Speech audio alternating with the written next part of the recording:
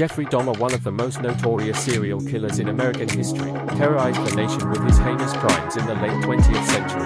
Born on May 21, 1960, in Milwaukee, Wisconsin, Dahmer's early life appeared relatively ordinary. However, beneath the surface of normalcy lay a troubled individual whose actions would shock the world. Dahmer's childhood was marked by a sense of isolation and a turbulent family life. His parents' marriage was strained, and they eventually divorced when Dahmer was a teenager. This upheaval left a profound impact on him, contributing to feelings of loneliness and alienation. From an early age, Dahmer exhibited disturbing behavior, including an obsession with dissecting animals and a fascination with death. These early warning signs of psychopathy were overlooked by those around him, allowing Dahmer's dark impulses to fester unchecked. Despite his troubled upbringing, Dahmer managed to maintain a facade of normalcy. He graduated from high school and briefly attended college before dropping out due to alcohol abuse. By all outward appearances, Dahmer seemed like an average young man, but beneath the surface lurked a darkness that would eventually consume him. Dahmer's descent into depravity began in earnest in the late 1970s and early 1980s, when he committed his first murder at the age of 18. His victims were predominantly young men and boys, many of whom were vulnerable and marginalized. Dahmer targeted individuals who were unlikely to be missed or believed if they disappeared, exploiting their trust and vulnerability for his own sadistic purposes. Dahmer's modus operandi typically involved luring his victims to his apartment with promises of money, alcohol, or drugs. Once there, he would drug them with sedatives and alcohol before strangling or suffocating them.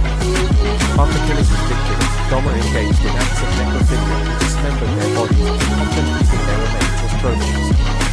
For years, Dahmer's crimes went undetected, thanks in part to his ability to manipulate and charm those around him. He presented himself as a polite and mild-mannered individual, even as he carried out his gruesome acts behind closed doors. Despite suspicions from neighbors and encounters with law enforcement, Dahmer managed to evade capture, allowing his killing spree to continue unabated. However, Dahmer's reign of terror would eventually come to an end in July 1991 when one of his intended victims managed to escape and alert the authorities.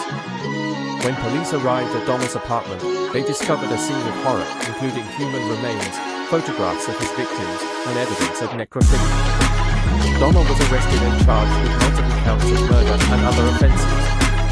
During his interrogation, he confessed to his crimes in chilling detail, providing investigators with insight into his twisted psyche and motivations.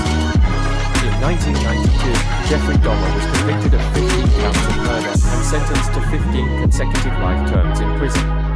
He would spend the next 2 years behind bars, isolated from the general prison population for his own safety. On November 28, 1994, Dahmer was bludgeoned to death by a fellow inmate at the Columbia Correctional Institution in Portland, Wisconsin. His death marked the end of a reign of terror that had horrified the nation and left a lasting scar on the collective consciousness. The case of Jeffrey Dahmer remains one of the most chilling and disturbing in the annals of criminal history, serving as a stark reminder of the capacity for evil that exists within us all. It also underscores the importance of vigilance and accountability in identifying and stopping violent predators before they can inflict further harm upon society.